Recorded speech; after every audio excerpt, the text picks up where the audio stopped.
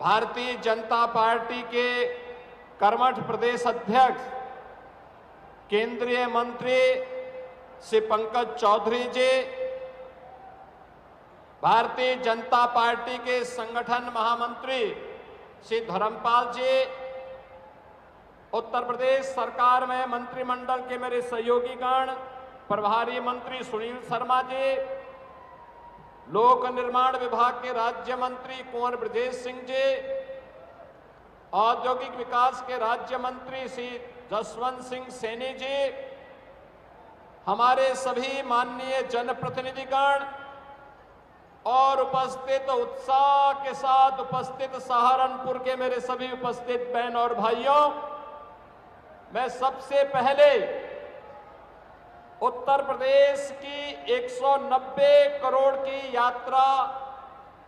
करने वाले इस एक्सप्रेस वे में पड़ने वाले उन सभी जनपद वासियों को इस दिल्ली, बागपत, सहारनपुर, देहरादून इकोनॉमिक कॉरिडोर के लोकार्पण के अवसर पर हृदय से बधाई देते हुए आदरणीय प्रधानमंत्री जी के प्रति आभार व्यक्त करता हूं। केंद्रीय सड़क परिवहन मंत्री माननीय नितिन गडकरी जी और NHAI के सभी अन्य वरिष्ठ अधिकारियों को भी हृदय से धन्यवाद देता हूं कि उन्होंने इस क्षेत्र के आर्थिक उन्नयन के लिए एक बड़े अभियान को आगे बढ़ा करके जो दूरी पहले सहारनपुर से दिल्ली की 5 से 6 घंटे में पूरी हो पाती थी, अब यह इकोनॉमिक कॉरिडोर सहारनपुर से दिल्ली की दूरी हो या सहारनपुर से देहरादून की दूरी, इस दूरी को मात्र 2.5 घंटे में पूरा करने में मदद मिलेगी। इसके माध्यम से सहारनपुर का वुड वर्क का जो कार्य है, काष्ठ कला का जो कार्य है, यहां के शामली, मुजफ्फरनगर, मेरठ, बागपत, यहां पर जो भी प्रोडक्ट बनता है, जैसे मेरठ के अंदर स्पोर्ट्स का हर आइटम बनता है, यहां का अन्नदाता किसान मेहनती है, गुड़ की मिठास, सब्जी उत्पादन के लिए, और यहां पर अन्य तमाम प्रकार के अन्नदाता किसानों के द्वारा अन्न उत्पादन और खाद्यान्न उत्पादन के साथ साथ फ्रूट्स और वेजिटेबल के उत्पादन के कार्य को भी आगे बढ़ाया जाता है। अब इसके माध्यम से न केवल राष्ट्रीय राजधानी बल्कि राष्ट्रीय राजधानी के साथ साथ दुनिया के बाजार में पहुंचाने का एक उत्तम माध्यम यह इकोनॉमिक कॉरिडोर आपको प्राप्त हो रहा है।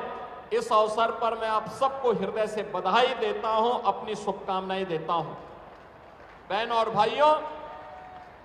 आज का यह अवसर हम सबके लिए अत्यंत महत्वपूर्ण है। भारत के अंदर सामाजिक न्याय को जमीनी धरातल पर उतारने वाले भारत के संविधान के शिल्पी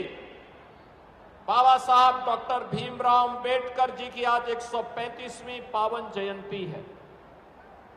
याद करिए,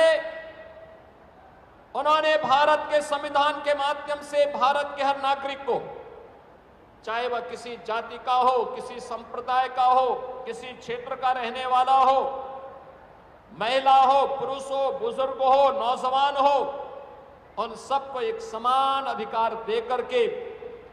एक सशक्त भारत की नींव भारत के संविधान के माध्यम से रखे। बाबा साहब के प्रति कृतज्ञता ज्ञापित करते हुए आदरणीय प्रधानमंत्री जी ने देश के अंदर पंचतीर्थ बनाए, और आज आदरणीय प्रधानमंत्री जी की प्रेरणा से हमारी सरकार ने तय किया है, बाबा साहब भीमराव अंबेडकर, सद्गुरु रविदास जी महाराज, महर्षि वाल्मीकि और सामाजिक न्याय के इन महापुरुषों की मूर्तियां जहां लगी होंगी, अगर बाउंड्री वाल नहीं है और मूर्ति के ऊपर छत नहीं है, तो सरकार पैसा देकर के इस कार्य को पूरा करने का कार्य करके इन महापुरुषों के प्रति सम्मान का भाव रखवाएगी। यह कार्य प्रारंभ होने जा रहा है। बहनों और भाइयों, यह सम्मान आने वाली पीढ़ी को एक सूत्र में जोड़ करके प्रधानमंत्री जी के एक भारत श्रेष्ठ भारत के अभियान को आगे बढ़ाता है। आज उत्तर प्रदेश सुरक्षा का, सुशासन का, इंफ्रास्ट्रक्चर का, रोजगार का और इन्वेस्टमेंट का एक नया केंद्र बनकर के उभरा है। डबल इंजन सरकार की ताकत क्या होती है अगर देखना है तो डबल इंजन की सरकार की ताकत है कि अब उत्तराखंड हो या उत्तर प्रदेश या दिल्ली, अब बड़े से बड़े इंफ्रास्ट्रक्चर को लाने में कोई दुविधा नहीं। अब सहारनपुर में अपना विश्वविद्यालय मां शाकंभरी के नाम पर बन गया है। सरसावा में सिविल टर्मिनल बन रहा है, एयरपोर्ट बन रहा है। और याद करिए, अब तो सहारनपुर के किसी नौजवान की इच्छा हो कि वो फिल्मों में काम करे तो जेवर में एयरपोर्ट भी बन गया, एशिया का सबसे बड़ा एयरपोर्ट भी बन गया और फिल्म सिटी का निर्माण भी वहां हो रहा है। यह भी एक नया क्षेत्र है कला के लिए, कलाकारों के लिए, नौजवानों के लिए अपनी प्रतिभा को समाज के सामने प्रस्तुत करने का एक माध्यम है। बहनों और भाइयों, जब विकास होता है, मैं देख रहा था मां शाकंभरी का कॉरिडोर कितना भव्य बन रहा है। नवरात्रि के ठीक पहले मैं निरीक्षण करने के लिए आया था।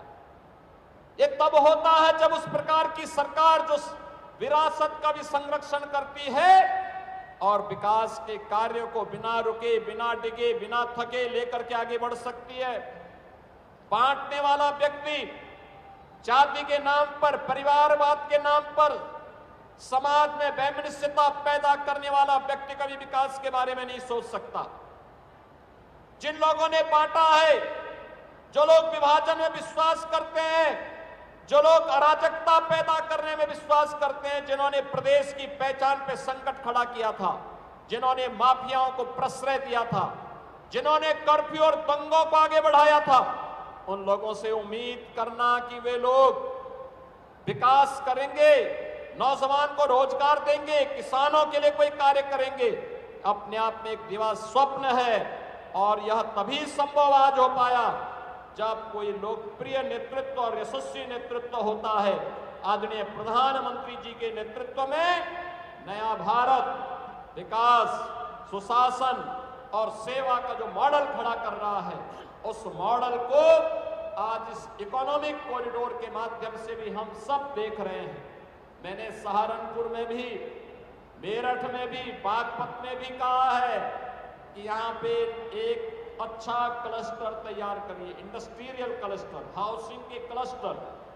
सहारनपुर के प्रशासन को ही मैंने कहा है, ढेर सारे रोजगार के अवसर प्राप्त होंगे। यहाँ के किसानों के उत्पाद को